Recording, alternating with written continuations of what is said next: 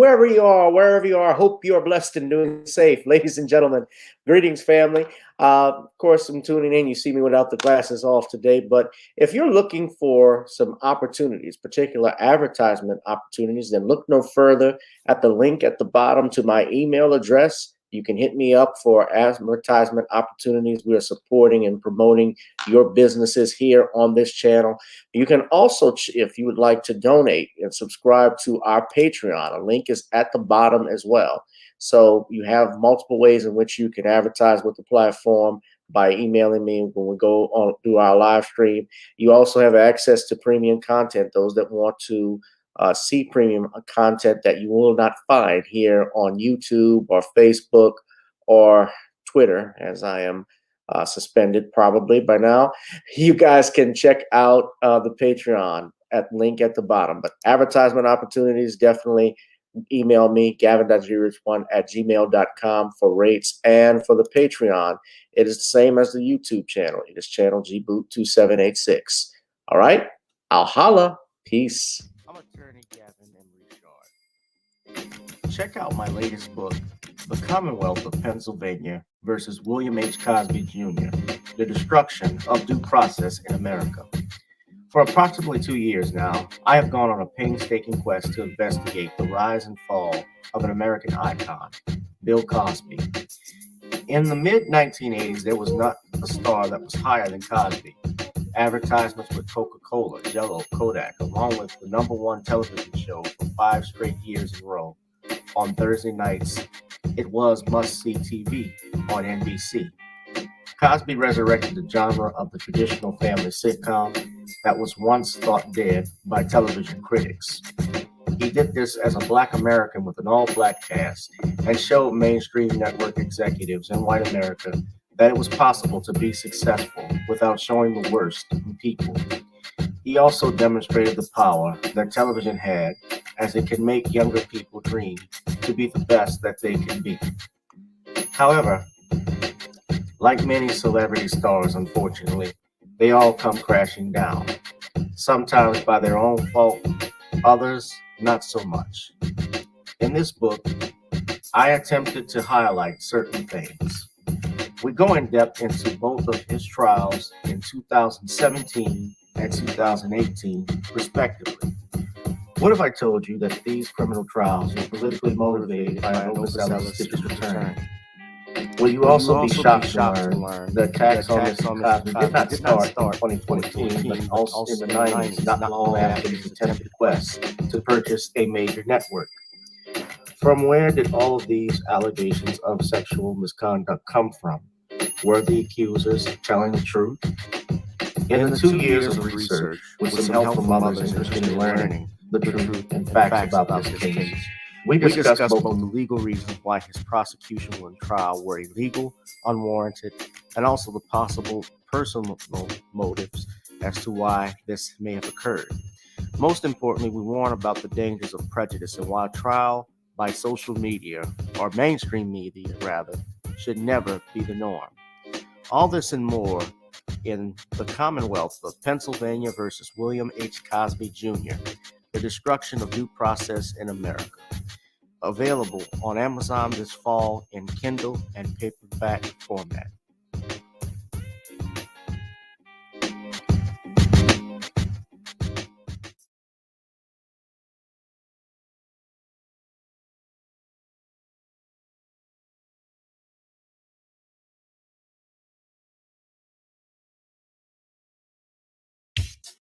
Girl, come on.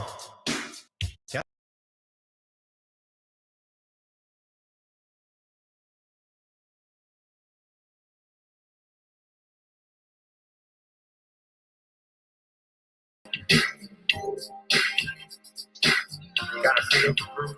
Feel the groove, get on the floor. Right now the party's wasted. There's nothing much to do. But once the groove gets started, tell me, what do you have to lose? Just look into my eyes, girl, as as we glide across the room. And what to my surprise now, the beat takes hold of you. Now if you're feeling like I'm feeling, so come on baby, let's start dealing. Time to get this party started. Ain't no time for the broken hearted. When the rhythm takes hold of you, there's only one thing left to do. Cause the beat is really grooving. Time to get your body moving. Gotta get on up and move your body. Cause when the beat is really grooving, it's time to feel your body moving. Gotta get on up and shake something. Feel the groove, get on the floor. Get on up. Tell the DJ play the whispers. Rock steady in the mood. Put on earth, wind, and fire. Tonight we're gonna groove. Show me how you do the four corners. Electric slide or two. Hit the bus stop or do the bunny hop, baby. It's really up to you. Now if you're feeling like I'm feeling, so come on baby, let's start dealing. Time to get this party started. Ain't no time for the broken hearted. When the rhythm takes hold of you, there's only one thing left to do. Cause the beat is really grooving. Time to get your body moving. Gotta get on up and move your body. Cause when the beat is really grooving, it's time to feel your body moving. Gotta get on up and shake something. Feel the groove, get on the floor. Get on up.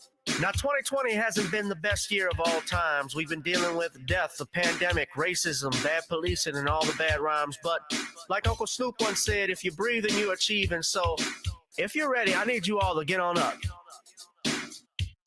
Are you ready?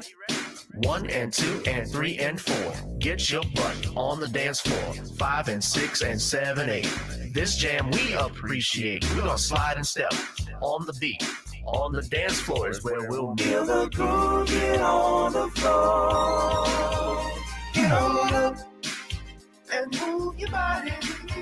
Cause when the beat is really grooving, it's time to feel your body moving. Gotta get on up and shake something.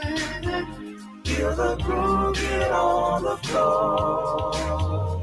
Get on up, baby. Yeah, gotta get on up. Come on, baby, gotta get on up, baby. Feel the groove, get on the floor. Get on up.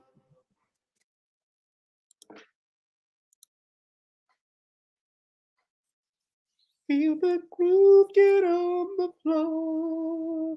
Get on up. A little Earth, Wind, and Fire vibe right there. What's going on, everybody? Welcome to another edition of Gavin Richard Presents on my channel, GBoo2786. Whoever you are, wherever you are, I hope you're blessed and doing safe. Shout out to all of you who've shown me love. I love you back. Girl, you know I love you back. A little errand never for you, baby. A little errand never for you, baby. Telling it like it is. I believe you're still stuck with me. Because I'm your guide. Girl, you know I'm your guide. Tell it like it is. All right, I was listening to that before the show started. So forgive my foolish pride. Yeah, we're gonna bring on this brother. He comes on every Thursdays, and no, he doesn't sell Muslim pies. No fries. He's the author of The Man Crisis and the John Haynes series. So we need him. Please don't cry. Here's my brother Shawn James. Let's bring on Shawn James. What's going on, brother? I'm all right. How are you? I'm doing fine. You can tell I'm enjoying myself with my impressions tonight. So,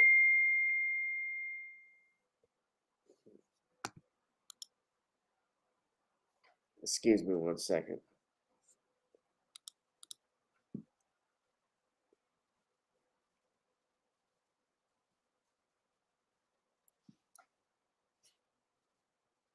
Sorry.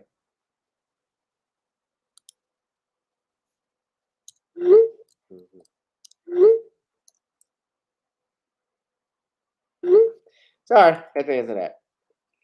All right. You can pick up Shawn's books on Amazon.com. Shawn, do you have anything you want to promote right quick? All right. The pre-order for The Woman Crisis is now available on Amazon.com. It's available on Smashwords, Barnes and Noble, the iBookstore, and Google Play. So if you want to get the companion to 2018's critically acclaimed book, The Man Crisis, you can pre-order the digital version on all of the online platforms right now by heading over there. All right. And while we're at it, why don't you all support my channel? Subscribe to at the Facebook page at Commonwealth Cos. The Commonwealth of Pennsylvania versus William H. Cosby Jr. is available on Kindle. Why don't you go ahead and purchase that? You can also um, hit that like, share, and subscribe button. That's another way to support our channel and support our channel through our donations we have here that we go through Cash App and the PayPal. I really appreciate it. Uh, we have several topics we want to get into. Oh, I couldn't forget Nawnies. NawniesCreoleBlends.com. Ladies and gentlemen, please order you some good old-fashioned Creole seasoning. Try it on chicken, meat, or fish. Nawnies goes great with every dish. I appreciate all your love and support. So Shawn, why don't we go ahead and get into it? Has been a crazy week. The world is going further and further down into the abyss with some of the things that have taken place. But one of the things I want to talk about, uh, what the hell is going on in Memphis? Now, you talk about the man crisis. This happened today. There was a shooting. It's been a series of mass shootings that took place recently in the great city of Memphis.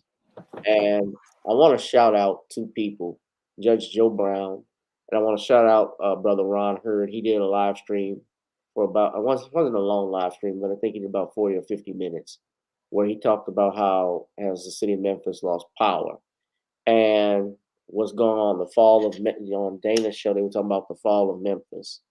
So they had that Kelly, this guy by the name, I'm going to pull his picture up. This shooting that took place. Now you had the teacher that was abducted, who was the heiress billionaire, and they found that she was murdered. Now you got this going on here.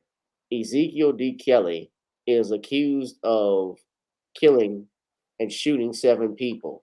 On Wednesday, September 7th, Memphis police issued an alert to be on the lookout for an armed and dangerous man who police said started a shooting rampage across Memphis from around 4:30 p.m. Police confirmed that Ezekiel D. Kelly, 19, has been taken into custody and that he had an active warrant for a first-degree murder. According to the officials, the shelter in place has been lifted, but are asking people to avoid the area of Ivan Road and Hodge Road. So they actually had an active at around 9:15. They asked people in that area to stay indoors. By 9:28 p.m., they announced that Kelly had been taken to custody. Now, unfortunately, one of the things, sadly, that happened is that they stated that Kelly was shooting, and he recorded his shooting and killing people allegedly on Facebook Live. And we're gonna go ahead right now. I'm gonna play a video. I'm not playing that actual video, but we're gonna play this video that was uploaded on yesterday, about 14 hours ago, from KAIT 8 Channel 8, and I want to claim fair use.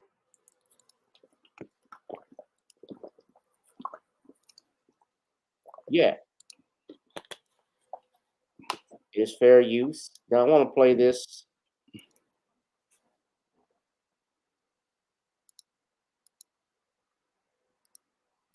Because I don't want a copyright strike. So again, just to give you some perspective, this is a breaking news situation that we've been following for several hours now. Memphis police now have 19-year-old Ezekiel Kelly that you see here in their custody. He was arrested in Whitehaven near Ivan and Hodge. And this has been an active situation, to say the least. To give you some perspective on how busy they've been, the involvement of their work. South Haven police involved as well. And that is because this initially started, excuse me, according to Memphis police, we are told Kelly was in, if you've been hanging with us, you will recall, I was saying something about a gray Toyota. Well, Memphis police tell us that was the vehicle that he was in the beginning of their pursuit of him in this shooting rampage. He was in a gray Toyota. He went to South Haven in that vehicle to the raceway on I-55 and State Line Road. Law enforcement spotted him there at the raceway. He then ditched that vehicle and stole another vehicle, jumped in a Dodge. This was no carjacking. South Haven police telling us no carjacking, but stole a Dodge Challenger. And that is the vehicle that he was captured in once he came back to Memphis. All right. So that's the timeline to give you how this individual has been on the move. As you look live now in Whitehaven, where Kelly, 19-year-old Ezekiel Kelly, actually was captured. And this has been a very busy, very active scene and night and work for Memphis police, if you will, because of all the details that we just mentioned. Again, this all started around 4:30 this afternoon when we were hearing reports of multiple shootings across the city. And this live look now, as you see crime scene tape there. What we do know, still working to get a lot more information for you as soon as we can from Memphis police, but the most important information we can pass along to you now is that they have captured the suspect that they were looking for, 19-year-old Ezekiel Kelly, and he was wanted on first-degree murder. He already had an active warrant for first-degree murder. And again, Memphis police captured him going on 30 minutes ago. About now, they're in Whitehaven. You're looking live now in Midtown. We have had full, complete team coverage of various locations here for you. And this live scene you're looking at now, this is in Midtown. This is Poplar and Evergreen, sort of in that area where we've had multiple reporters. This was where Kelly, according to Memphis police, actually crashed, wrecked out in a vehicle. Let me stop it there. I want to play, if I can, Shawn, the press conference from the mayor, because apparently this Ezekiel Kelly had a previous arrest charge conviction for an assault. It was dropped to from an attempted first-degree murder to an assault, and they're saying that the mayor obviously was upset because he had allegations of aggravated assault, reckless endangerment, and firearms charges. So he was his charge was downgraded to aggravated assault charge in April of 2021, and he only served 11 months. Now, of course, I'm reading this. This comes from Fox News, and we know how they do us. But this picture, this is his intake picture from prison, his booking photo. He's smiling like nothing happened. I never understood for the life of me why people smile when they're in jail. What's there to be happy about? Now, he might have some mental issues, which is why I always say a person is presumed innocent until proven guilty. That could be the case. I don't know more information, but yeah, and honestly, Shawn, I don't, typically, and I say this, Black Americans, killing random people is not a crime we usually commit. I'm talking about like mass shootings. Yeah. That's not our style. This is him after his arrest.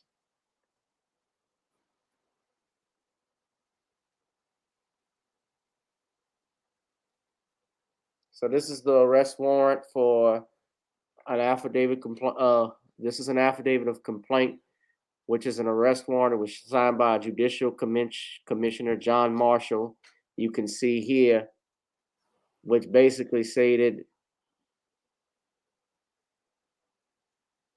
that Ezekiel had fired in the direction of a man by the name of Dewan Tunsil, and Kelly shot Tunsil in the head with a black colored handgun. 3 of the witnesses on the scene at the time Kelly shot Tunsil positively identified him from a 6-person photographic lineup as the person who fired the fatal shots at the victim. They say the witness, now here's the interesting thing, the witnesses are both friends of Kelly and the victim, according to this affidavit.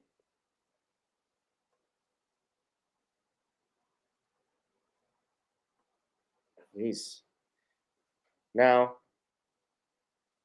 I want to play the press conference from the mayor, and Shawn, it's only 4 minutes, because Shawn, I want you to get ready, I guess, to give your take on this.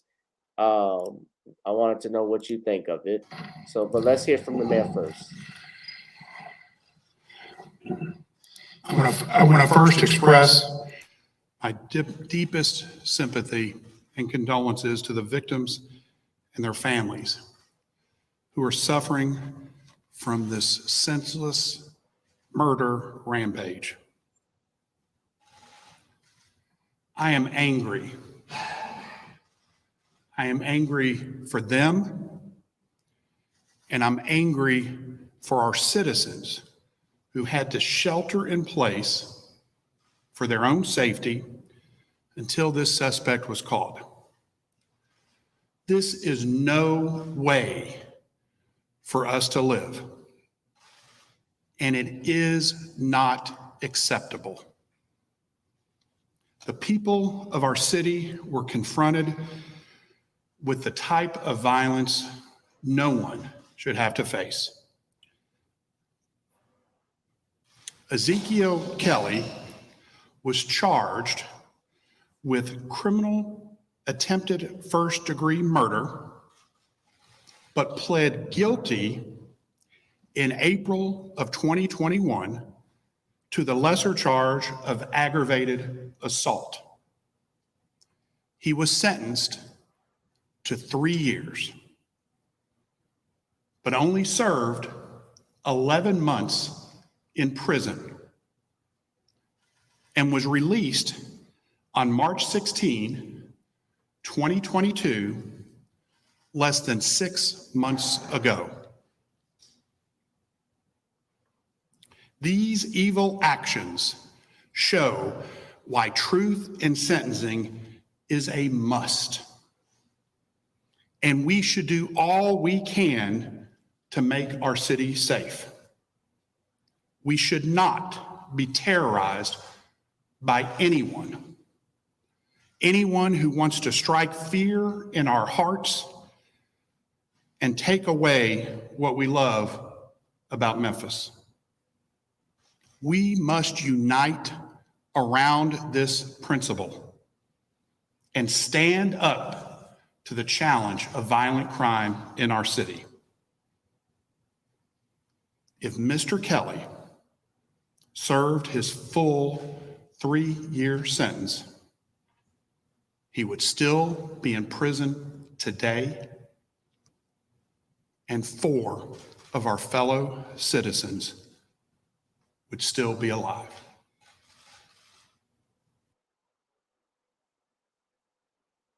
I'm going to pause it right there. I want to know, Shawn, what are your thoughts about this shooting?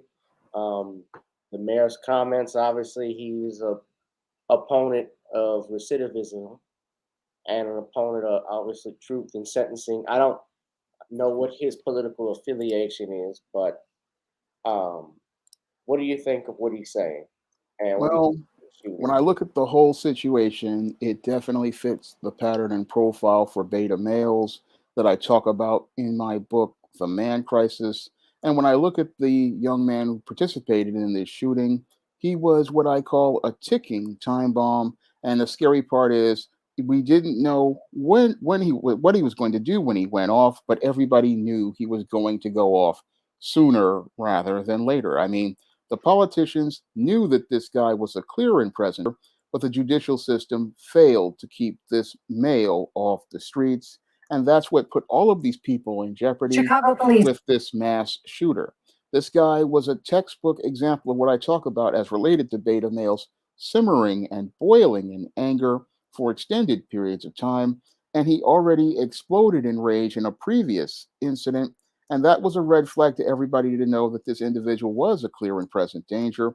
But prosecutors failed to contain this individual. And that's why he went on another rampage and wound up taking lives. When I look at this whole incident, this is again something that fits in line with the man crisis going on here in America. And again, this male was a ticking time bomb. And the scary part is nobody took him seriously, just like we don't take all of these males seriously all across the country that are simmering and boiling in anger, sitting around doing nothing all day. And then they just get the impulse to go out here and murder people. And the people he murdered, most of them are people that he knew before he further went on his murder spree. And again, most people they thought, oh, we just let him go out here and think that he's not going to be a threat to anyone. But you have to take this beta male very seriously because this beta male, again, it's not a matter of if he's going to do harm to others, it's a matter of when. And it's just a matter of time before they go out here and wreak havoc on a community. And your Memphis is basically dealing with two of these beta males, one that just came out of prison from 20 years, and I got to do a video on that guy who murdered the heiress, and this guy. And again, it just shows how people are not taking the man crisis seriously in this country because the root of the cause of most of this crime is the man crisis and the dysfunctional way we have been raising boys to become men. Because only a dysfunctional male is going to go out here and believe, okay, it's fine for me to go out here and participate in a murder spree. Only a dysfunctional male who has been raised in a dysfunctional fashion goes out here and does these type of things because what these males really want to do is they believe they can't accomplish anything, so they want to go out in infamy by participating in a horrific act of violence. And that's what we're seeing a lot of these males looking to escalate their behavior because we in America, we're not taking the man crisis seriously. I mean, I have been reporting on events like this for the entire week, and it's just been one incident after the other. And sadly, nobody has connected the dots 5 years after I've written The Man Crisis in many of these public political platforms. Nobody's really connecting the dots, and nobody wants to connect the dots because one, we're going to have to hold the female accountable for the way she has raised dysfunctional males like this. And two, many in business in the state don't want to change the way they do business. But we have to do something because if we continue to go on this route, our civilization is going to collapse because these beta males are going to wreak so much havoc that you're not going to even be able to walk the streets. And that's the type of terror people are in right now in Memphis. They're practically in fear because you don't know when these guys are going to go off or what they're going to do. And this man practically held a city hostage. And what's really scary is we've got 2 to 3 generations of males like this. And if we don't do something about these males, they may not be a United States of America. We may be a fragmented state filled with fear. Yeah.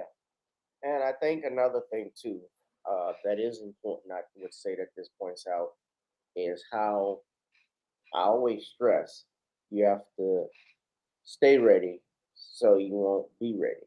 And by that I mean stay ready means staying on guard when you have these mass shootings.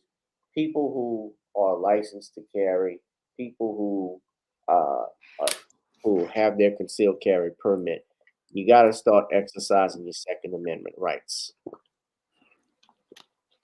Know your local laws, get with gun clubs, know how to exercise your Second Amendment rights.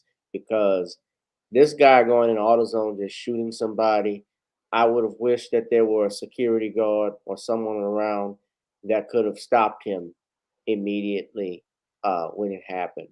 Um, And unfortunately, 4 people are dead and 3 people have been injured by this shooting by this lunatic. And again, he may have some mental issues. I don't know. We don't I know. I believe he might have some. I mean, I from mean, the the way his he's smiling like that, yeah, if he isn't meant, either it's mental, either he's crazy, or he's he's on been drugs, smoking. or he's just evil, or maybe all of the above. I don't know. More is gonna come out. He deserves due process like anybody else, um, and we'll find out what happened. But he had obviously some other charges that was pending against him. But yeah, the big, he had a first degree murder charge, first degree murder on him, uh, on this one. But before that, the attempted first degree murder. So yeah, but damn, Memphis was held hostage, for the Yeah, last few days. There's craziness that's going on, man. And then I think, also in Memphis, the death of that teacher. I'm sure you've heard of the teacher who was the heiress. yes, I heard about that. I've been meaning to do a video on it, but I've been so busy with other man crisis videos, I haven't been able to get to her just yet. Yeah, I mean, they've been coming in. It's been frequent. I mean, there's been like 7 incidents, I think, in the last 7 days. And I had said that we're going to see an increase in frequency in this kind of violence, and we're seeing an increase in frequency to the point where it was practically one of these beta males going off practically every day. yeah,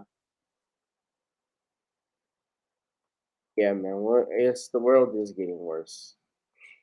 Or is it that the world was just getting recorded? It's always been like this. One It's been like this for some time, but we haven't been reporting it like we used to. Now, I do want to point out that they're saying the district attorney's office out in Memphis has come out and said that Eliza Fletcher, who was a 34-year-old pre-K teacher at St. Mary's Episcopal School and the mother of two, and was kidnapped and killed. They say it was an isolated attack from the that we're seeing here. According to Commercial Appeals, Shelby County District Attorney Steve Melroy said during a press conference Tuesdays that authorities have no reason to think this was anything other than an isolated attack by a stranger. Uh, I mean, Yeah, and they're charging this brother with who's 38 years old. They say he's the one that's believed to have kidnapped and murdered her. yeah. And he's one of those ones. If the evidence can be proven, it's like one of those when I talk about my videos about the guys building the rose-colored world. He may have been stalking this woman for some time. This is just me speculating. He may have been stalking her for some time, and he had fantasies about her, and he fixated on her, and that's why he went out here and targeted her. That's my hypothesis Yeah. for the motive for the murder. Because when you have these beta males, they build worlds around people, they create fantasies around them, and then this is all part of their secret world. Now, this could be the case here with this guy, but I have to do a little bit more research before I say anything, because Yeah. these kind of guys, they're very dangerous. And I don't understand how if he was this dangerous, because he's already been out on kidnapping, why they let him out again. But maybe they let him out because his sentence was over. But this guy, based on the evidence, is a danger to everybody. Hmm. She's the heiress of a $1 billion fortune. Yeah. Her family, it looks like I'm reading here, their family owns a hardware company and it's worth $3.2 billion. And she's working as a teacher. Well, she was one of those millionaires or those billionaires who thought she could be a part of normal society. But this would have happened to her, sadly, anyway, because when you're dealing with this beta male, he just is in his own world. He's just living a fantasy. And that's what makes him a dangerous individual to deal with, because he's not living in our world. He when he sees somebody, he fixates on them. He creates a world around them, and he wants them to fit into his rose-colored reality. And in that reality, he's really twisted, and he doesn't see a person as a person. He sees a person as an object in his fantasies, and he believes he has every right to harm somebody. And that's what makes these kind of guys really dangerous. And sadly, again, nobody's talking about these kind of guys because nobody wants to talk about the man crisis in this country, and we really need to start talking about it so we can start finding out the roots of what's causing these guys to be sick like this. Because this woman, she lost her life all because of this sick man and his sick ideas. And again, this man should have never been released from prison, as I saw it. Well, let's bear in mind, Shawn, he has not been convicted. He's presumed innocent Yeah. until proven guilty. I mean, Well, I think I thought he had. well, I think there's more to the story, because for her to be killed and then dragged in an abandoned house like that, then the brother, they arrested him because the cops found he had drugs in the house. You know, something. There's more. There's got to be more to this. It's what I'm saying. So I just like to hear. Obviously, you know, he's going to have his opportunity in court to explain his side of the story if he admits to killing her. Although I believe they've reported the brother, they admit, and he did admit, I believe allegedly, to abducting her. And then if he abducted her, what happened, so on. So maybe this could have been one of those cases where he saw somebody, like you said, couldn't have her, and tried to have his way. I don't know. But we know this person is dead, and he's been tied up to it. And just the fact that she's a billionaire heiress of Oracle, that's the name of the company, by the way. I do know, like, I believe one of the Rothschilds' daughters, which they have a bunch of Rothschilds, they are not connected with the family in any way.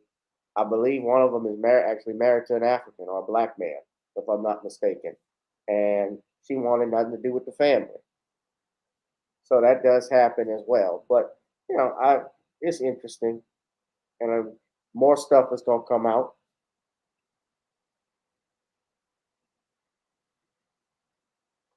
So hit that like, share, and subscribe button, ladies and gentlemen. You had other thing you want to add, Shawn? No, that's it. Okay. Now, I want to talk about this in your neck of the woods. Steve Bannon, this is the next topic, ladies and gentlemen. Steve Bannon has been indicted out in New York. So Bannon, who was an advisor to Donald Trump back in when he was ran for president, became president, and still with him for a couple of years, has been indicted on counts of money laundering out in New York. According to this report from the New York Times, Steve Bannon, the self-professed populist advisor to former President Donald Trump, was accused by Manhattan prosecutors of defrauding Americans who wanted to contribute to construction of a southern border wall, resurrecting a threat that Mr. Bannon seemed to have escaped with a 2021 presidential pardon.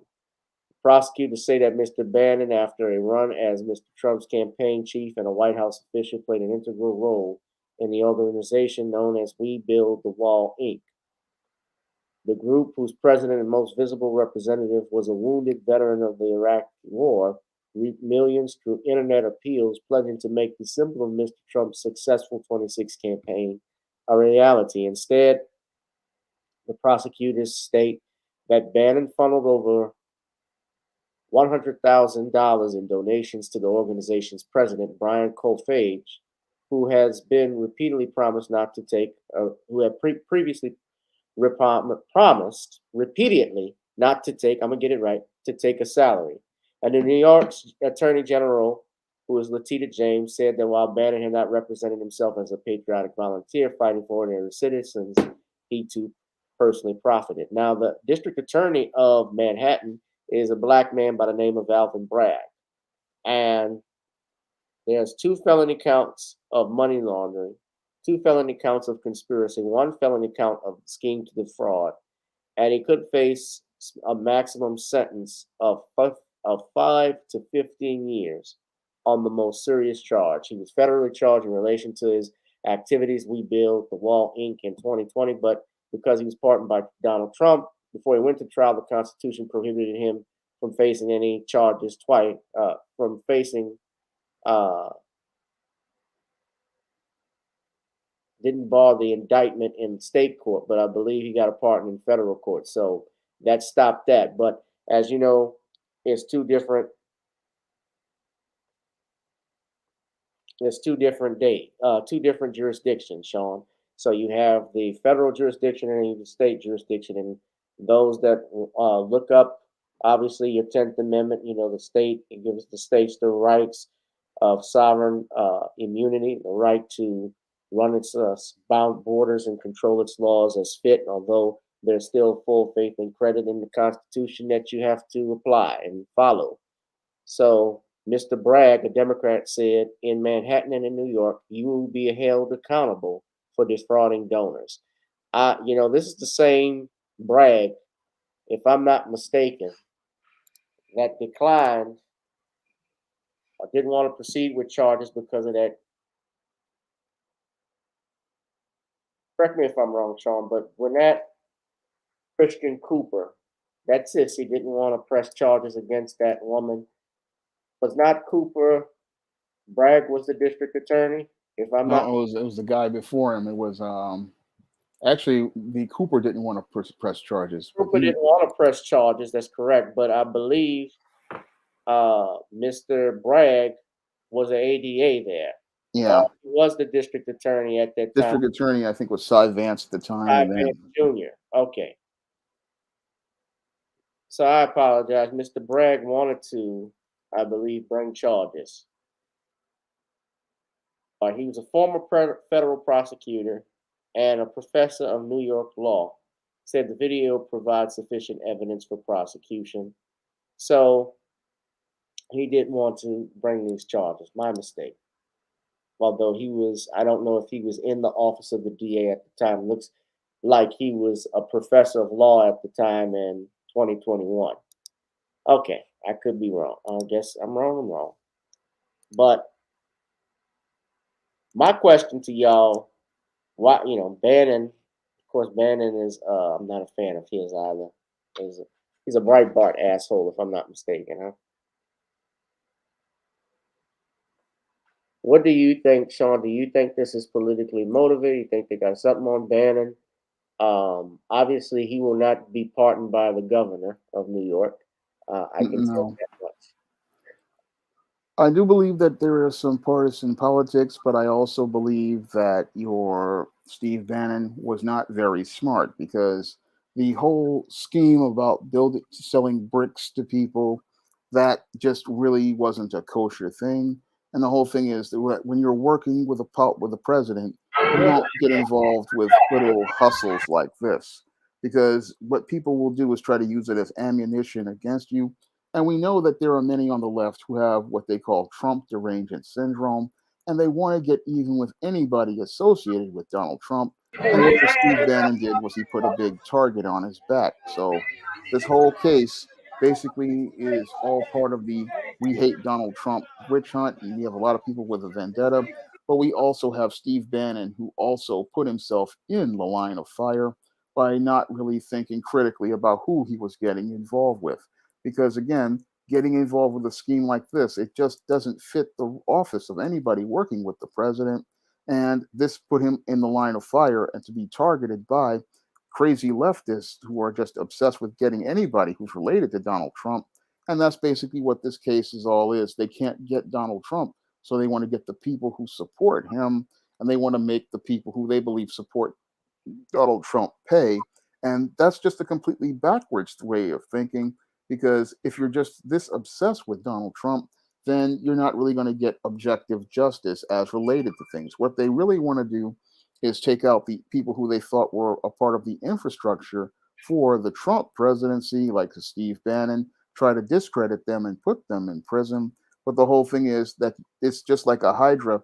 The more heads you cut off, the more you create, and the more people that they look at this and they're just going to go, this is these leftists just being petty. And this divisive partisan politics is not beneficial for the left because it makes it look like you're just on a witch hunt looking to get anybody who was associated with Donald Trump, because they're still hurting about losing in 2016. Right. And they're just deranged. They just have this guy, Donald Trump, in their head like a maniac. And it's just like something I tell my family all the time about beta males and how they will get so fixated on the one guy that they don't like who has the girl that they want. What they do is they start getting so fixated on this dude that they lose sight of themselves and they just wind up becoming their own worst enemy.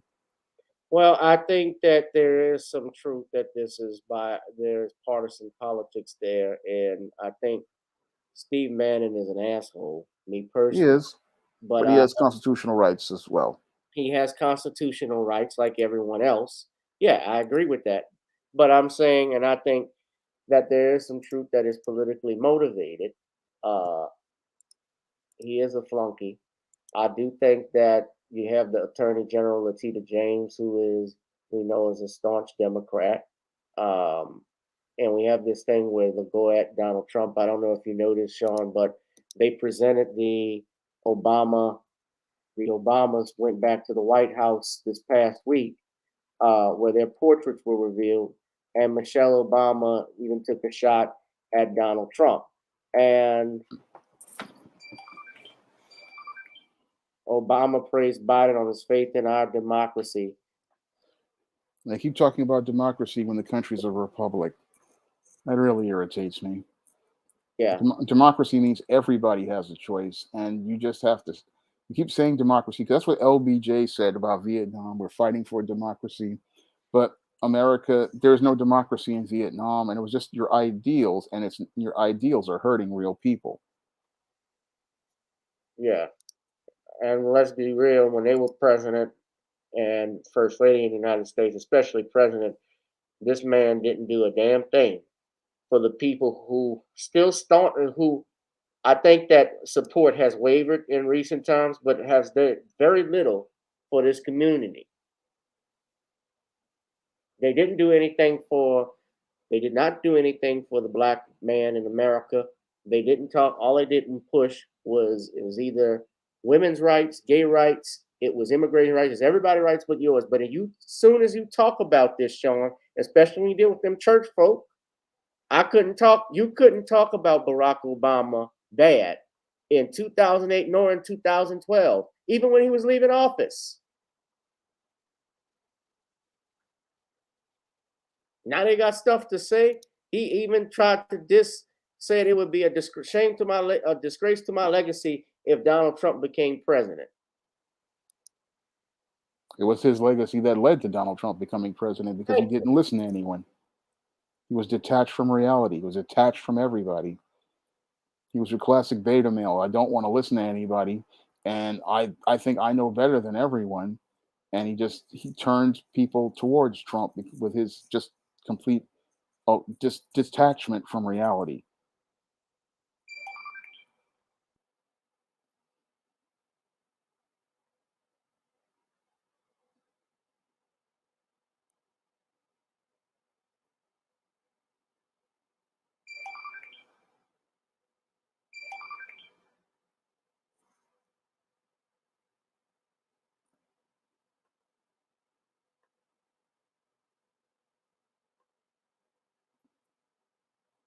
I think Gavin's system went down.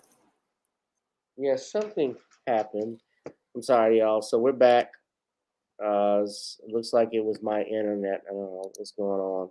I'm going to try this again. I just want to show. Yeah, I'm just playing this little dig that Mrs. Obama took at Donald Trump.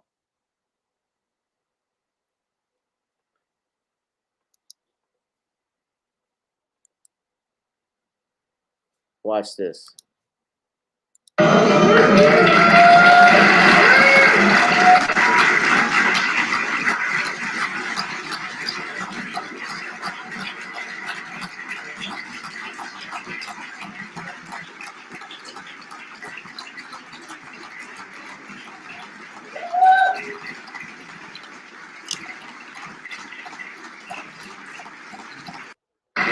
So they didn't play the dig, but she basically stated,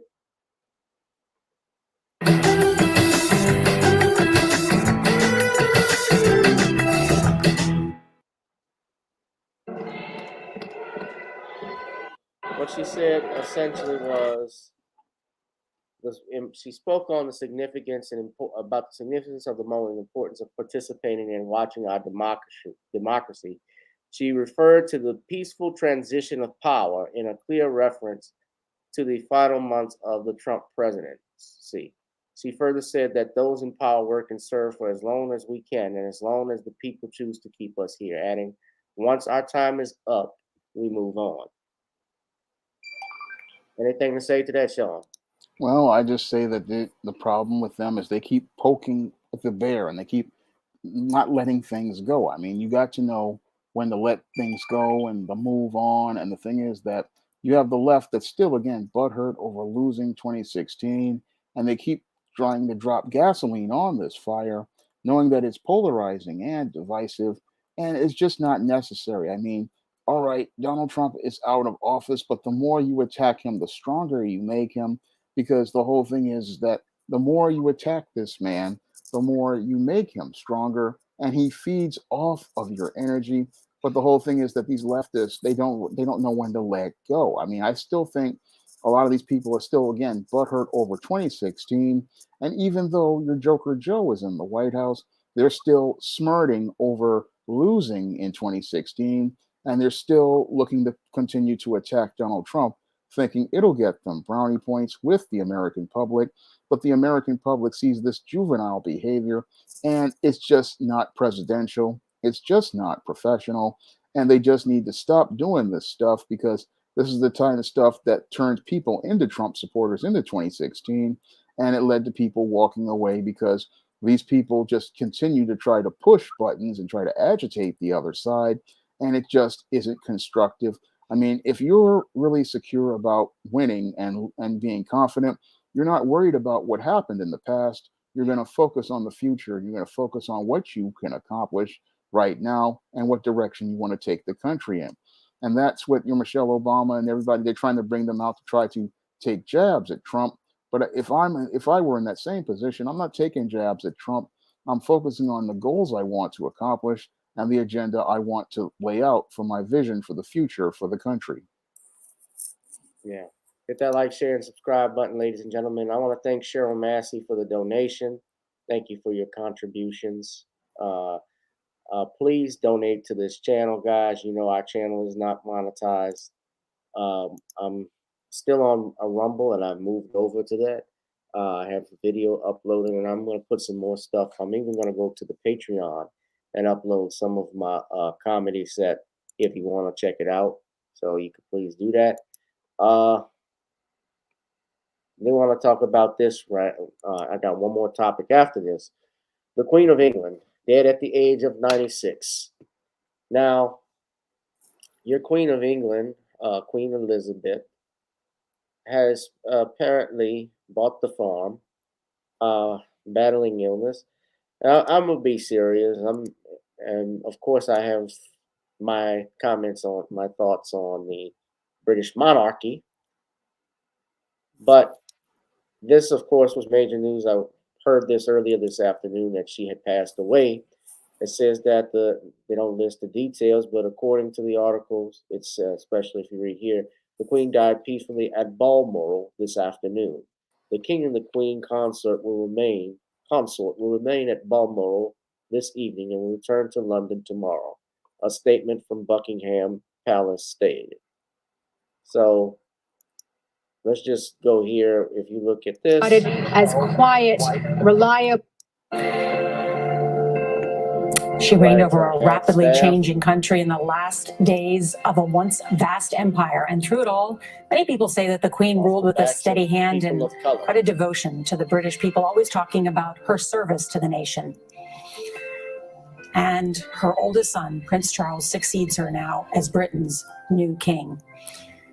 Mark Phillips now has the Queen's extraordinary life story.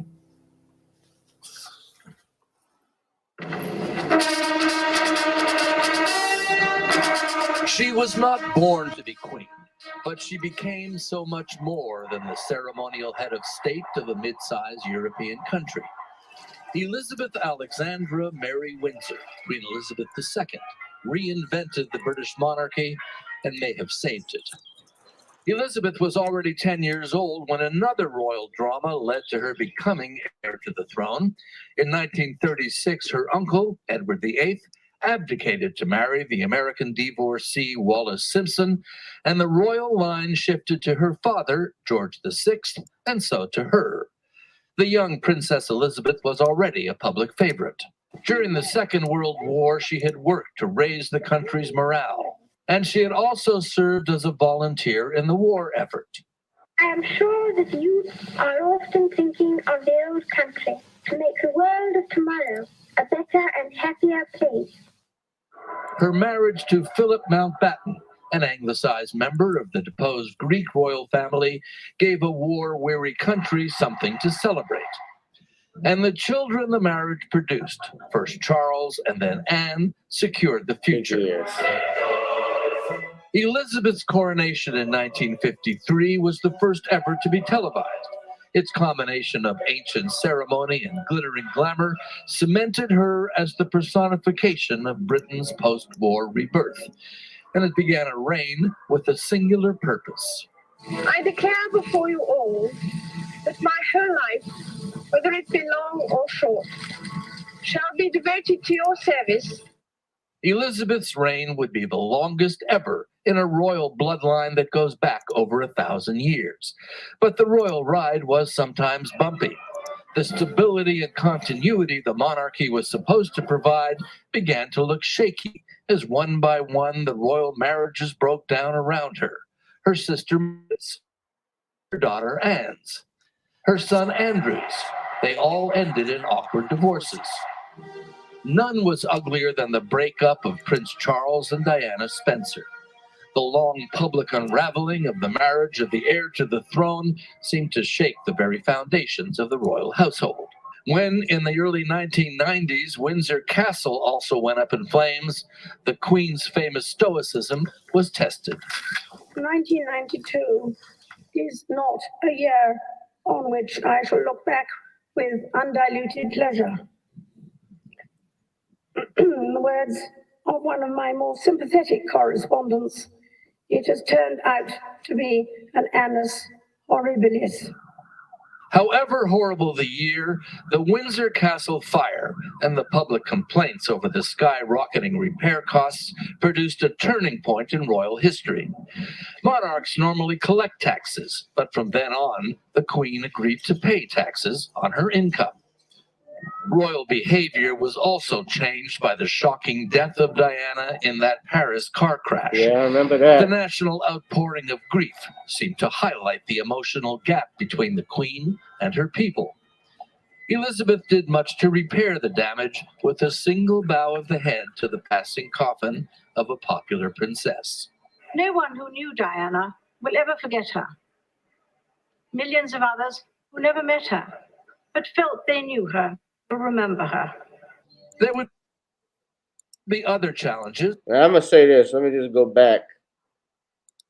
That thing with Diana was always suspect with her passing. And even William is the one married to Meghan, right? Yeah. No, Harry's married to Meghan. William is the oldest. Harry's the youngest. Yeah. Yeah. Okay. He even hinted that his mom was killed, if you remember a few years back. But Princess Diana was a people's person. Everybody loved her. She was nice. I'll say that much. She wasn't a royal. She wasn't from that bloodline, right? No. So she was different. But let's go ahead and there's your favorite, the Duchess of Ratchetness. Not my favorite. She's just one that I like to roast up. When Prince Harry's biracial American wife, Meghan Markle, complained of mistreatment by palace officials, the couple renounced the royal life and moved to California. When Elizabeth's husband, Prince Philip, who she had described as her strength, died, she was left alone to face the last chapter of her reign. Over 7 decades on the throne, Elizabeth redefined the monarchy, remade it for a more modern, less deferential age. And in the process, she became not just Queen of Great Britain, she became, in a way, Queen of the world. Mark Phillips, CBS News, London.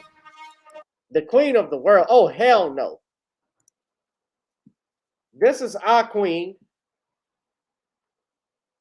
This is the only queen we recognize.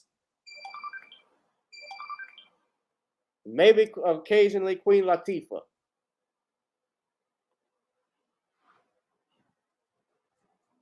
The queen of the world. My ass. They can get out of here with that garbage.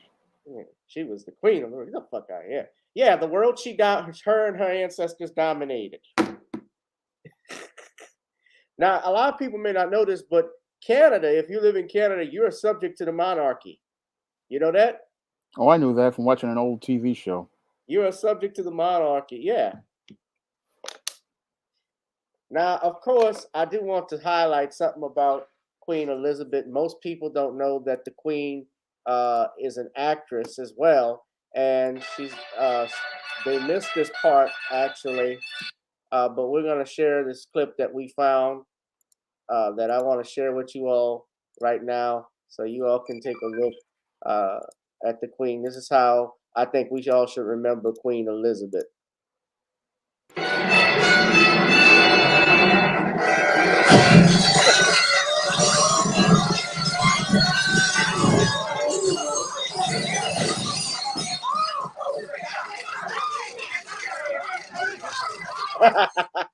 It's disgusting the way they splash this stuff all over the newspapers. What is journalism coming to? You're laying on top of the Queen with her legs wrapped around you. They call that news. And she rest in peace with Leslie Nielsen. So, yeah. Yeah, well, you know, Leslie Nielsen's from Canada too. So, what you think of the Queen's passing, Shawn, and your thoughts on it? I remember, and let me say this too about Princess Diana's passing. There was criticism about her because she didn't come out and address it immediately when Diana had passed, and there was a lot of criticism about it. You know, a lot, and I've stated before, a lot of people have their thoughts about Queen Elizabeth. But what are your thoughts about this, Shawn, her passing? Well, I am sorry to hear about the passing of Elizabeth as a human being, but as it relates to Black people, this doesn't really affect us in the least. I mean, yes, the matriarch of the first family of white supremacy has passed, but the whole thing is that, yeah, another member of the royal family has passed on, but the whole thing is it doesn't relate to us in any way, shape, or form. I mean, our issues are tangibles, and this doesn't relate to anything else at all. So, while I'm sorry that the Queen has passed from this life to the next, it's like when it comes down to Black folks, this isn't anything we need to be concerned about. So when I think about the whole situation, yeah, I'm sorry to hear that she's passed. I'm sorry to hear that she's gone. My condolences go to her family, but my focus is on Black empowerment, and my focus is on Black people. And the first family of white supremacy, they can mourn their queen, but I'm focused on building up a better Black community. Yeah, someone, now you guys are going to fall with this, but I want to put this up. Tariq Nasheed was talking about this on his thread. Let me show y'all.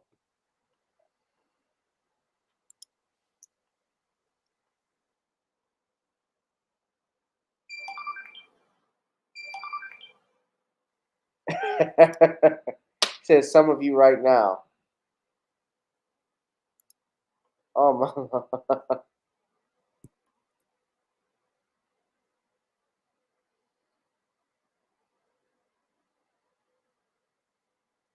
Wait, is this Portia from?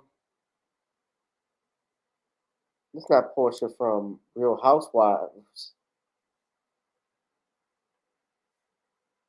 She was commenting. Yeah, but this people. He says, somebody wrote, rest in peace to Queen Elizabeth. Y'all can't even see it, man. I'm sharing this. Rest in peace to Queen Elizabeth. Somebody put that up there.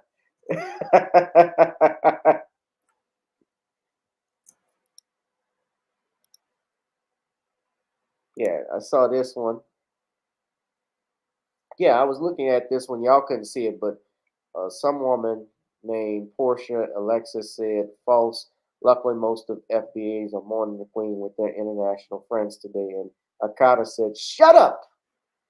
FBA's going about their lives. I just filled up my gas tank, fool." It ain't got nothing to do with us.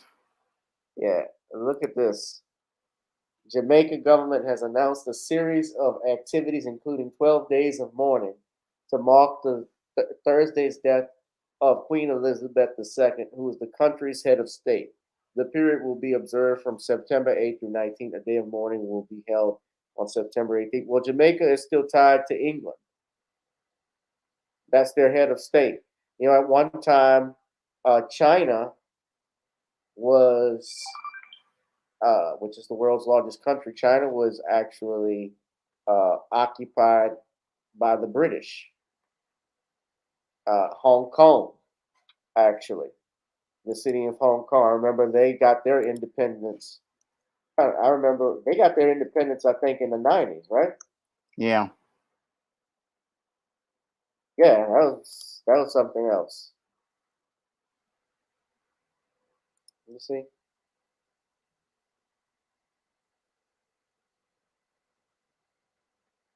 The colonial flag of Hong Kong from 1959 to 1997. Now, this is the history just of the British Empire, the impact that they've had worldwide. This was the flag of Hong Kong from 1959 to 1997. And they said colonial flag Yep. because it was colonized.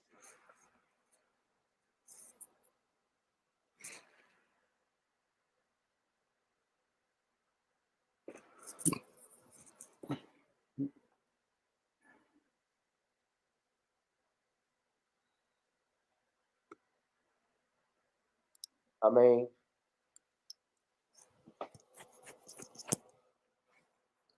All right, I need a second. I'll be right back. yeah, this is the British Empire. I want y'all to look at the maps. Everywhere you see territories were at one time or another a part of the British Empire. So we know, of course, Canada, the United States with the 13 colonies, Florida, the Bahamas, Jamaica, obviously, British Honduras, the Mosquito Coast, Pitcairn. I ain't never heard of this island before, but okay.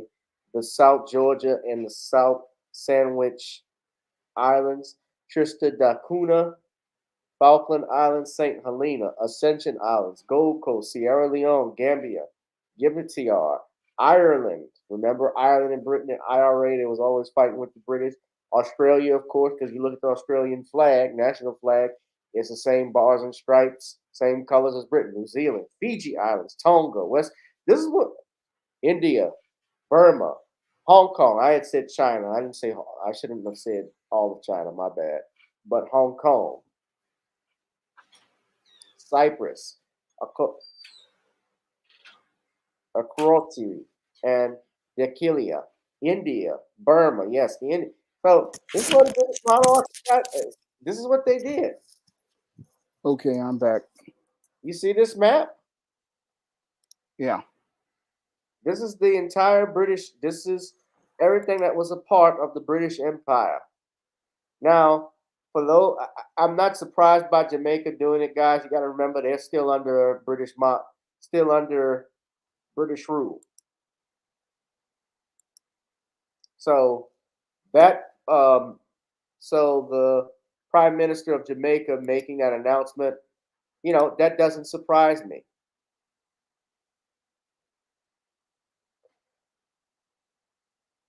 I get he has to do it because that's part of their monarchy and stuff, but hell, I'm not mourning over her.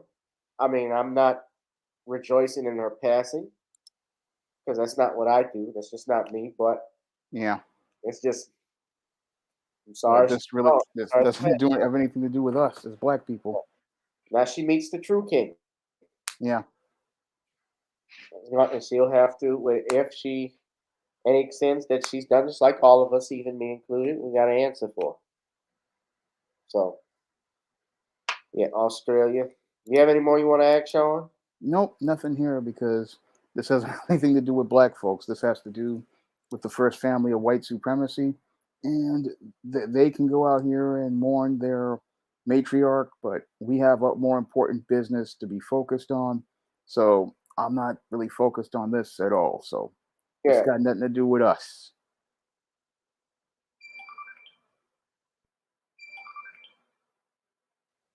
yeah. I remember when Diana died. Princess Diana, yeah, she was, and like I said, she was cute. I ain't gonna lie, she was a nice woman. I liked her. Yeah, She was down to earth. She was a people's person. I don't care what color you're. If you're nice to me, I'm nice to you. And remember, she was messing with that Muslim, yep, and uh, a lot of people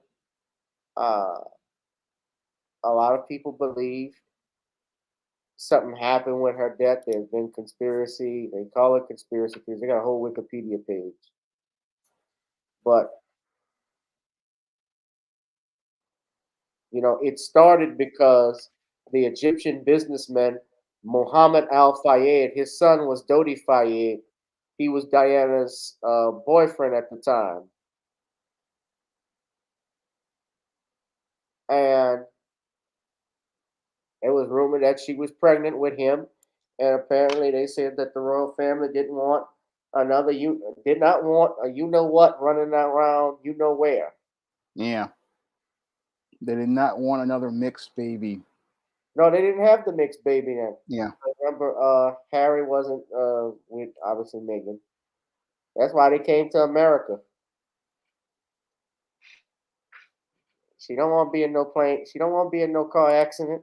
nope. Wink, wink. That's me.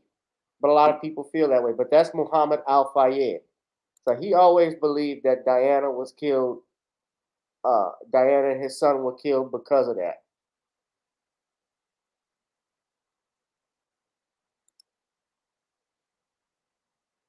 He claimed that the MI6 were acting on the instructions of Prince Philip.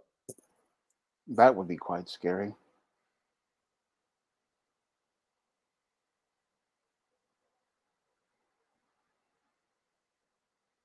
Now he got sued for those. He got sued for those remarks in a libel action because of that. But I think to this day he still believes that, and obviously as a father, you're always gonna think that you will never get over losing your child. Nope. So that's the worst thing in the world. So he thinks, because even with that,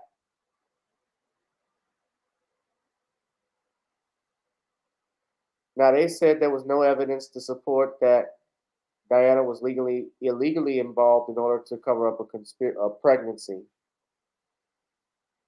They also accepted that there was no evidence to support the assertion that the French emergency and medical services had played any role in a conspiracy to harm Diana.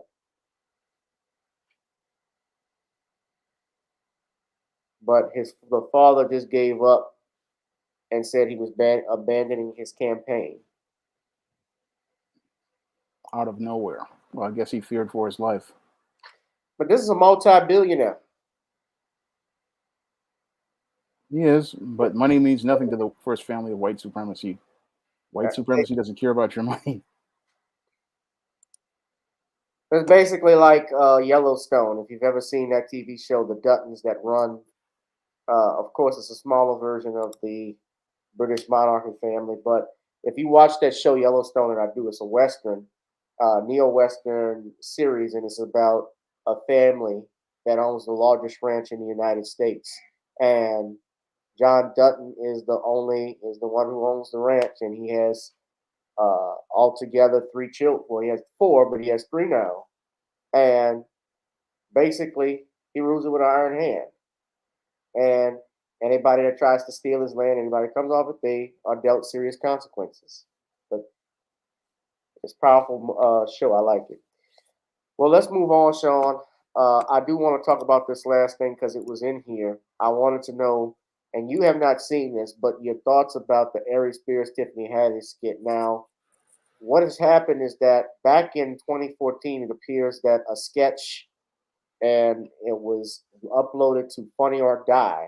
It looks like Aries Spears apparently was the one who created the skit, but he acted along with it with your Tiffany Haddish. The skit was entitled Through the Eyes of a Pedophile. Now, I really don't want to play the video, but what happened is that according to the lawsuit of Jane and John Doe, they were 14 and 7 at the time. They were a part of the sketch. Apparently, Tiffany Haddish was friends, according to what we've seen in the preliminary reports, with the children's mother. Her name is Taziria Morris. I hope I'm getting that right. And as a result of this film, and you look at the footage, and I'm just describing it to you, but you can look at it even though it's covered up. Aries Spears plays this uncle that has to babysit these kids while Tiffany Haddish, as the mother, goes out to party, right? And she brings the kid down in nothing but his underwear. This is getting kind of creepy. Yeah, it is. And in the sketch, Aries Spears is watching the kid and has a newspaper. You never saw the skit, never heard about the story. No. Okay, but he's watching the kid basically through the newspaper while R. Kelly song comes on, Bump and Grind.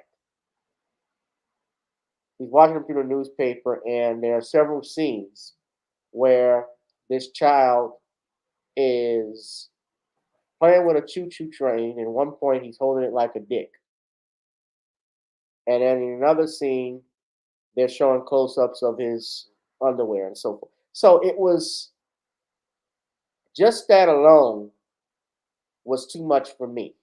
When I saw him looking through the peepholes like that, and it was just too much. Now, I'm for comedy. I've written sketches before. I've told people this, and I can tell you a lot of those skits that are filmed, you see them on YouTube because during that time and era, and Shawn, you know this, a lot of people started doing sketches when YouTube blew up. And that's how a lot of people started, obviously, their names. A lot of people have made a lot of money from doing skits because they get advertisements now. They get deals to do certain things. And at that time, in fairness, Tiffany Haddish was not a known person, but she was doing other skits with Aries Spears, and Aries Spears is the one who played the uncle. And they did skits like a Bill Cosby skit. And Aries Spears basically plays Bill Cosby, and he does creepy shit. Now, I'm not going to play the video because I don't want copyright strike, but this is one of the skits that he did. You can just look at it. It's Aries Spears and Tiffany Haddish. And he's trying to put his pudding pop, goes on a date with her, and try to get more out of it. You can leave your imagination to what's going on.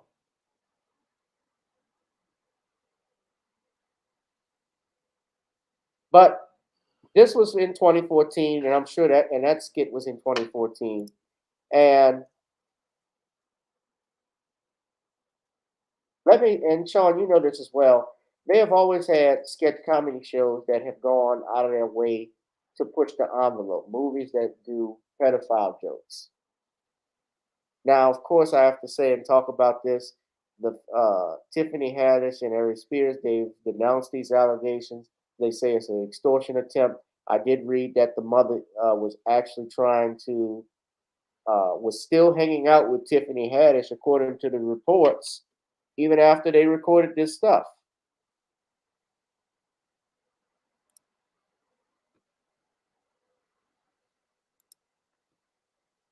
She still hung out with him.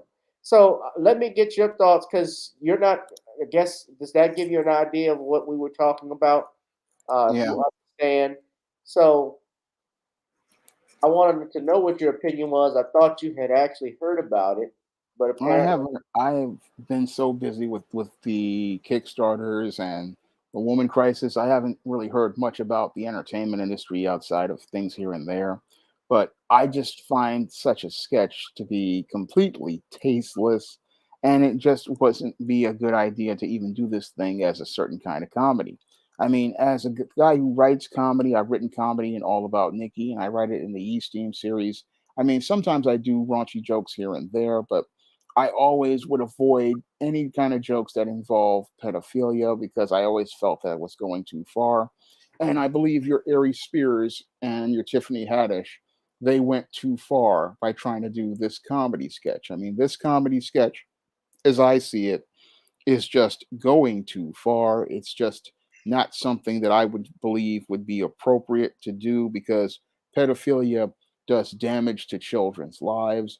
I mean, this is an act of criminal behavior, and I wouldn't think that criminal behavior would be something anybody would find amusing, especially those who have become the victims of sexual abuse and sexual molestation at the hands of a pedophile. let me I ask mean, you something. Let me stop you right quick, Sean. If someone is a screenwriter, does that mean then no artist can write a story or a movie, for instance, about a pedophile? For instance, you had the movie Last House on the Left that was about a girl who was left abandoned by a group of criminals and raped by them. Do you it's think? not material I would want to write. It's not material I would So want what I'm to. asking is, do you think people should be barred from doing stuff like that? I wouldn't say that they should be barred because our Constitution allows for free speech if that's what you want to do. But I'm not doing it. I'm not touching it Yeah, because that's just it's going too far for me. I mean, if somebody were sure. to say that they wanted me to write that kind of material, I'm gonna have to walk away from that organization or that individual, even if they're paying lots of money, because that goes against my moral code. And I'm not going to engage in writing that kind of material because to me, that's just absolutely disgusting as I see it. I Right. mean, for And what me, made it worse, let me just tell you this, it got worse because as the skit goes on, there's multiple vignettes. One is when they're in the living room. I was telling you about that. The other one, it takes place in the bathtub when he actually attempts and later on gets in the bathtub with this kid. And then the final sketch is what I explained to you. They've switched it where the boy is now looking at his uncle in a sexual manner. And I understand. I'm a sketch writer myself, and I support free speech. And let me be clear, Sean, because there have always been in Hollywood, and everybody knows this, there's always been pedophilia that's been around. There's always been movies. I saw jokes about it. Look at the movie Airplane, when the little boy is in the cockpit and Peter Graves' character asks him, "Have you ever been in a cockpit before, son?" "No, I haven't even been in a plane." "You ever seen a grown man naked?" They would throw stuff out there like that. Uh, Same thing later on in the film. You ever seen movies about gladiators? The little girl who asks them when the boy brings the cup of coffee, "Hey, do you would you like some coffee or sugar with it?" "No, I don't take it black like my men." So they've always done stuff like this. Even look at the scary movie films. They had pedophilia jokes with the Catholic priest that came to babysit the kid. I wonder where Cody got that rash from. And the priest, moves his eyes like that. So they, and you didn't think about it because it would go over your head. And, I'm not going to say as comedians what they can and can't say, but for me, my taste, I thought this sketch went too far. But Tiffany Haddish, there was another skit with the girl where they're saying, and I didn't see this, but she tries to teach the girl and a boy to eat a sandwich at the end like it was a penis, like performing fellatio. Uh, so I mean, and Brian, shout out to my man Brian Pounder, the attorney. He's watching from Atlanta. What's going on, brother? Thank you for tuning in. Yeah, it was a sick sketch. But Shawn, I'm sorry I interrupted you, but yeah, man, I wanted to just make that point. But go ahead and finish your point, brother. Well, I just feel that this is not the type of comedy I want to do. I don't find anything really funny about it. I don't find this to be entertaining in any way, shape, or form. I mean, anything that involves the sexual violation of children or the sexual fetishization of children is off limits for me.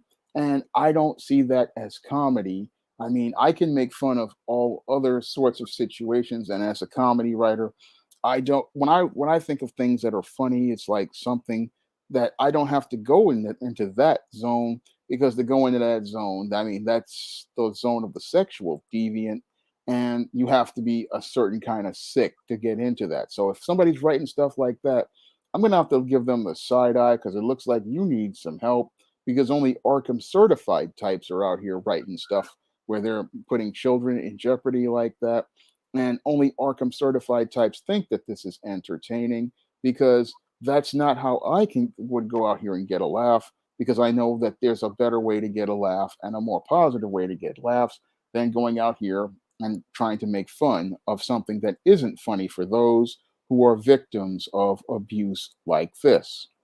And let me say this: of course, Tiffany Haddish, she's now tried to distance herself from this. Obviously, she stated that she regrets doing the skit. She had actually, her publicist or spokesperson even came out and said they tried to get Aries, who owned the footage, to stop releasing the film. But my whole thing, and here's some questions we got to ask, is this, and the main thing I got to say is, what is the mother doing still hanging out with her after they recorded this? And she's saying, her son was crying, in the petition. She asked, what did y'all do to my kids? What did y'all do subsequently after this? And there's obviously some proof that they were still hanging out. And it's been reported that Aries Spears had actually gave him some money just to let him alone. But I have to, when I look at the blame on this, it starts with at home first. It starts with the mom, because another, in law, and this, Shawn, if there are children that are filming anywhere, especially in California, and they have these laws, there are labor laws that are in place. Now, of course, with sketches, because I think this was a quick camera sketch, which everybody can do from their phone. Even now, you got this on your phone, you can do a sketch. It doesn't take much, and you can avoid paperwork and extra monies to do stuff like this. But he went completely overboard with something I didn't find funny. Most people didn't find funny. But I will say this: the video was already uploaded on Funny or Die, and it had been out there. Nobody said anything, and I think part of this has to do with Tiffany had blown up. Now, and I think there's some a money scheme involved. I saw later on as I was petition, they're saying the mother tried to settle the suit for $15,000. What? She wanted $50,000 for alleged child molestation? Really? Yeah, it's sad to see parents pimping their kids out like that. But that's what they do. It's with R. Kelly. It's the same thing with Jerry Lewis, Mick Jagger, the Rolling Stones, the Ted Nugents. They pimp these kids out. Trizia Morris is the mother.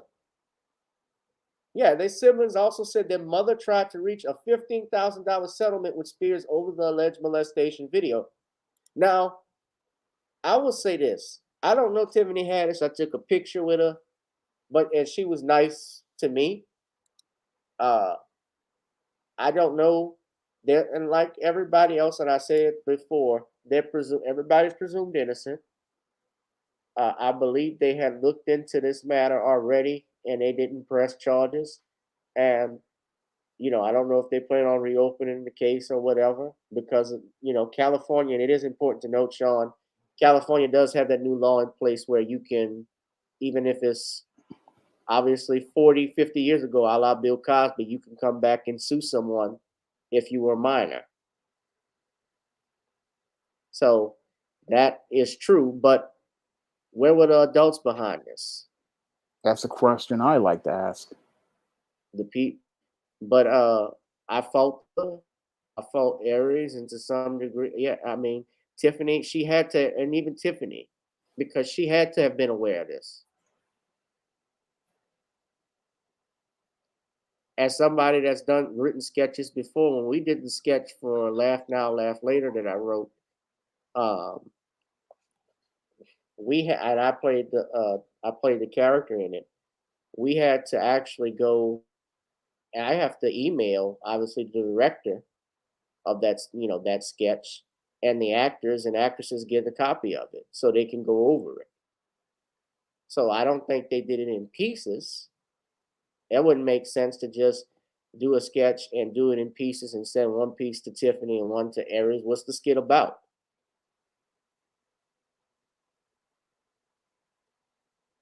And most importantly, who paid them? That's a good question to ask too. Were the kids paid for this? Was the mom paid for this? We all gotta, we gotta ask that. But it was sad to watch. It was sickening more than anything. But I want to make this, and there is a valuable point I think from this video we can learn from. First and foremost, they are in their own PSA. At the end, they say, "Watch who you leave your kids with." Well, I think that's a valid point. But now, in irony, it's really more about this woman's kids being watched with them. The message that they were trying to say, if it was a PAC, it backfired. And then another thing we can learn is, listen, don't compromise your morals for money. Don't compromise who you are to get ahead. No, and I know Tiffany may have was a struggling actress and comedian at that time, but here's the thing: you're a millionaire now. With this video, sadly, she could possibly lose everything she's had that she worked for. Could lose her whole career. Right. It's the same thing like putting on a dress. Yeah, I put on this dress and I got paid, but now I got to live with the fact that as a man, I humiliated myself, especially as I get older, that I was in a dress. What are my kids and my grandkids going to think? You're going to have to live with that. And I'm not trying to say that people can't make mistakes and be forgiven. We should be if we're sorry for something and if we mess up, just like I have messed up. Maybe not like this. I never did a sketch like that. But when you mess up, and I'm just talking in general, because we have people who have murdered people, Shawn, that have turned their lives around, that have done the right thing. So it is possible. It is possible. And I do think that, yes, is it possible this could be about extortion? Sure. Of course. I like to know more facts, but just the preliminary stuff we've got has not been good. But even for this mother, because if she's still hanging out with Tiffany Haddish after this, and you allegedly said were upset with her, and she's a comedian, from what I'm reading, she's a comedian herself out in LA. She and Tiffany came up together. It sounds like she wanted Tiffany to stay around so she could advance her career. So, but don't compromise yourselves, guys, if you can. You got to believe if you're going to be a millionaire. You got to believe it. You got to push it. Like, I believe I'm going to be a millionaire one day. I'm claiming it I'm claiming it now. Something going to pop. Something is already popping off. I got comedy shows I'm promoting and producing. I have books I've written. You got to keep grinding. That's what you got to do. That's all life is. I mean, and unfortunately, they got some who know people, and yeah, they got some who catch a break sooner than others. But if it's something you want to do, you just got to be persistent with it. But and most importantly, don't record shit that might get you in trouble. Don't do shit that might get you in trouble. Well, we're gonna wrap it up, man. But you have anything else you want to say? No, that's about it. I just find this sketch to be disturbing and tasteless, and it's not going to be the kind of thing that really is going to help either one of these comedians' reputation. I mean, there's things that are funny, and then there are things that are not funny. And talking about pedophilia, that's not funny. Yeah, yeah. If you look at Saturday Night Live, they actually had a sketch called Canteen Boy. Did you ever see that where Adam Sandler is a Boy Scout and Alec Baldwin is making passes at him? Nope, never saw that one. Really? Nope. It's one of their more popular sketches. I'm surprised you never. Well, I'm not surprised, Shawn, it's you, because you don't watch. I know you don't watch TV, but yeah, this was the old sketch that they did. I bring it up because Harvey was talking about child molesting robot that the sketch The Rock did. What they were going for is shock value with stuff like this. Now, of course, the difference between this and Aries, you see Alec Baldwin hugging Adam Sandler. These are adults, so I get it. But they even got complaints for doing this. Even with Mad TV, they had a skit called Ink Blots where there was a senator who kept seeing naked boys. That was played by David Herman, and Orlando Jones was playing the artist. So they've always done stuff like this, man. But I guess it's different. It was more graphic with seeing children. Yeah. Call that one Sunscape. Really? I thought it might be called Naked Sexy Boys or Young Boy Succumbs. But that's what you see, Senator. But what I see is a calm sunset over a tranquil meadow. Hey, don't you hand me any of that artsy-fartsy psychobabble. This pornography is full of cavorting young naked boys. You see whatever you want to see. And why would I want to see naked boys? You tell me. Oh, now this one's just plain sick. That one's called Puppies, Puppies, and More Puppies. Well, why don't you call it what it is? Naked boys, and more sweaty, glistening naked boys! Senator, why don't we just put the ink blots aside for a moment? I also happen to be a classically trained artist, and I think you would definitely appreciate some of my more traditional work. Oh, my God. What in Sam Hill do you call this? Naked boy parade? Senator, it's a landscape. Where do you see naked boys? Where don't I see naked boys? Yeah, behind a tree, there's a naked boy. In fact, the whole tree's a naked boy. My God, if I didn't know better, I'd say the whole thing's one big naked boy. I do not paint naked boys. Well, all I see is naked boys. And what I see, America sees. And I will not have this country looking at sexy, smooth, luscious, young naked boys, at least not in publicly funded museums, Mr. Squid. Don't you think you're overreacting, Senator Hodgkins? I am not a pedophile! But you, sir, are a degenerate. And this committee does not dole out money to perverts. We are here to support the arts, and I do not believe you even know what art is. Well, I think I do know what art is. Oh, no, you don't. Look here. I'll show you what art is. This is a bust of Elvis Presley, made out of spent shotgun shells and cigarette butts. Now that is art, not these centerfolds you're trying to pass off as paintings. Now I suggest you get out of my office. I would be more than happy to. Oh, hold it. I'm going to confiscate these. So I'm going to need them later for a little masturbate. A master class in art. That's Mad TV. Why don't you get out of here before I'm shot in the larynx? See you at the Guggenheim, Senator. Yeah, well, same to you, commie.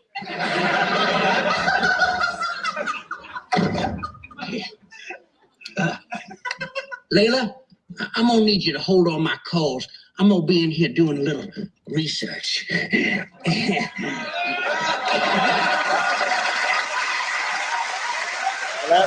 That's Mad TV, and that coincidentally, that's what how Aries Spears got his big break on that TV show. That's what he's known for, and I actually, I used to watch Matthew.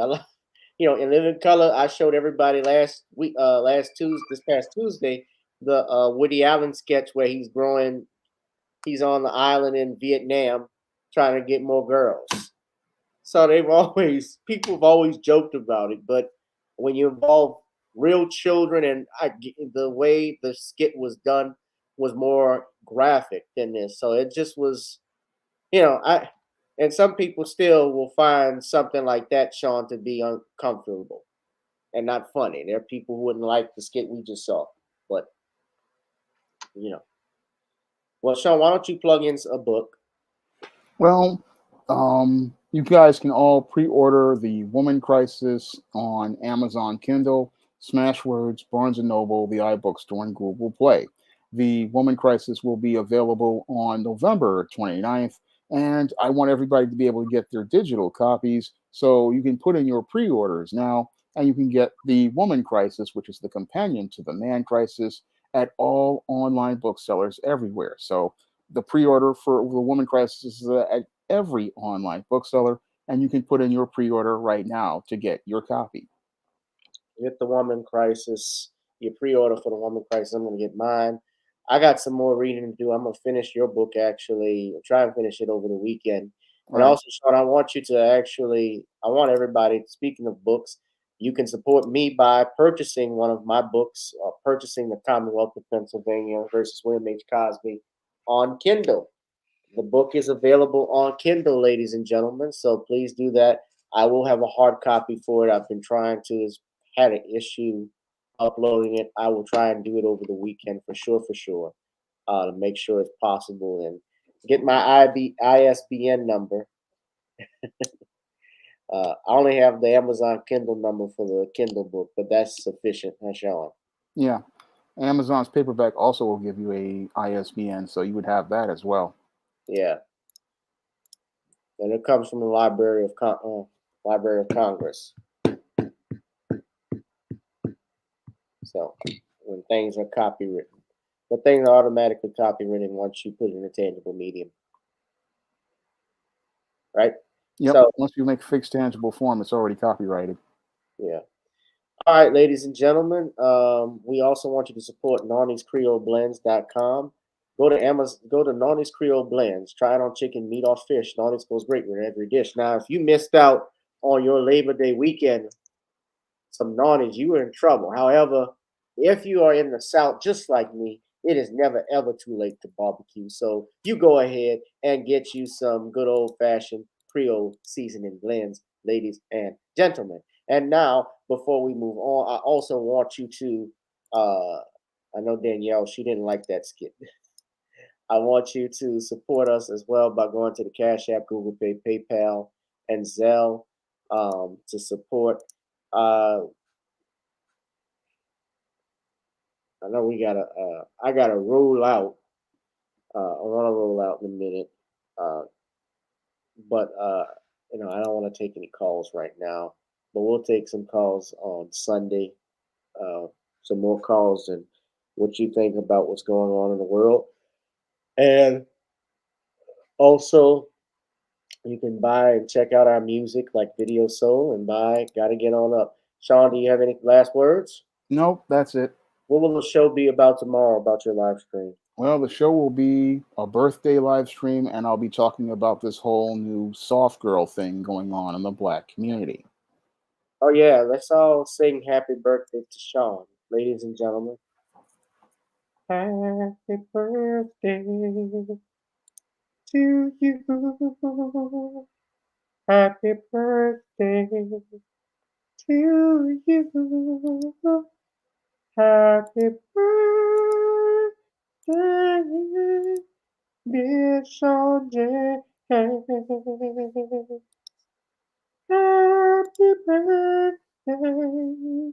to you. The Aaron Neville version.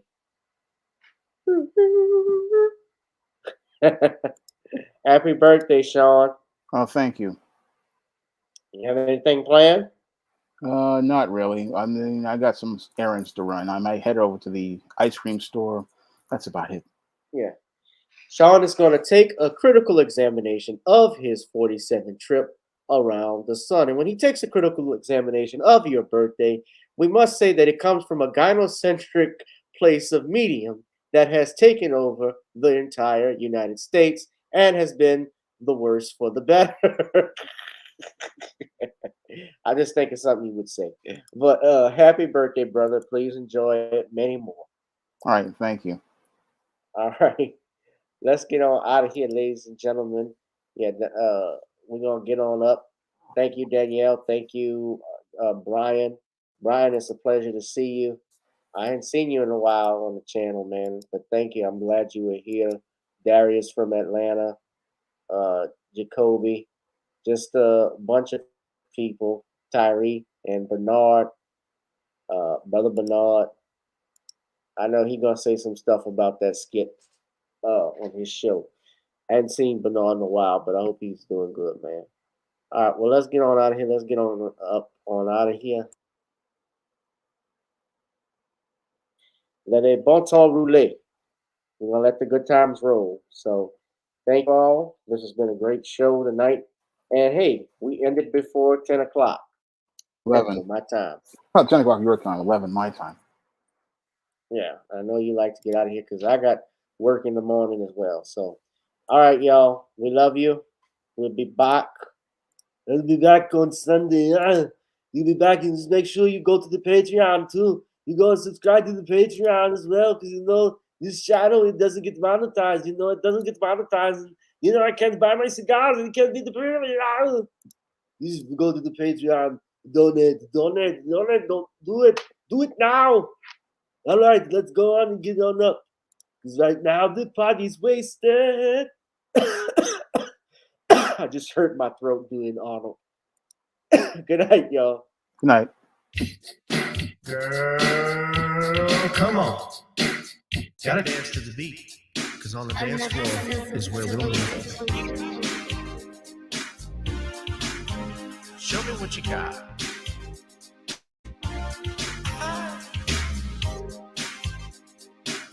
Gotta feel the groove. Feel the groove, get on the floor. Get on the. Right now the party's wasted. There's nothing much to do. But once the groove gets started, tell me, what do you have to lose? Just look into my eyes, girl, as we glide across the room. And what to my surprise now, the beat takes hold of you. Now if you're feeling like I'm feeling, so come on baby, let's start dealing. Time to get this party started. Ain't no time for the broken hearted. When the rhythm takes hold of you, there's only one thing left to do. Cause the beat is really moving. Time to feel your body moving. Gotta get on up and move your body. Cause when the beat is really grooving, it's time to feel your body moving. Gotta get on up and shake something. Feel the groove, get on the floor. Get on the. Tell the DJ play the whispers. Rock steady in the mood. Put on earth, wind, and fire. Tonight we're gonna groove. Show me how you do the four corners. Electric slide or two. Hit the bus stop, I'll do the bunny hop, baby. It's really up to you. Now if you're feeling like I'm feeling, so come on baby, let's start dealing. Time to get this party started. Ain't no time for the broken hearted. When the rhythm takes hold of you, there's only one thing left to do. Cause the beat is really grooving. Time to feel your body moving. Gotta get on up and move your body. Cause when the beat is really grooving, it's time to feel your body moving. Gotta get on up and shake something. Feel the groove, get on the floor. Get on up. Now, 2020 hasn't been the best year of all times. We've been dealing with death, the pandemic, racism, bad policing, and all the bad rhymes. But like Uncle Snoop once said, if you breathe and you achieve. And so, if you're ready, I need you all to get on up. Are you ready? 1 and 2 and 3 and 4. Get your butt on the dance floor. 5 and 6 and 7, 8. This jam we appreciate. We're gonna slide and step on the beat.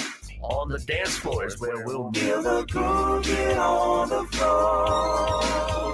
Get on up and move your body. Cause when the beat is really grooving, it's time to feel your body moving. Gotta get on up and shake something. Feel the groove, get on the floor. Get on up, baby. Yeah, gotta get on up. Come on, baby, gotta get on up. Baby. Feel the groove, get on the floor. Get on up. Yes, we found the groove. Yeah, you can feel it all in your muscles. You know it's got the ache. If you remember, yeah, remember, no pain, no gain, right? Yeah. You got to feel the groove. Get on it. Run, do 10 squats. Do 100 squats a day. You get like Arnold. Yes, we can do the Predator. I want to do Predator 3. I want to do it. I get to do it now before I get old. My balls are already dropping and stick to my leg and down.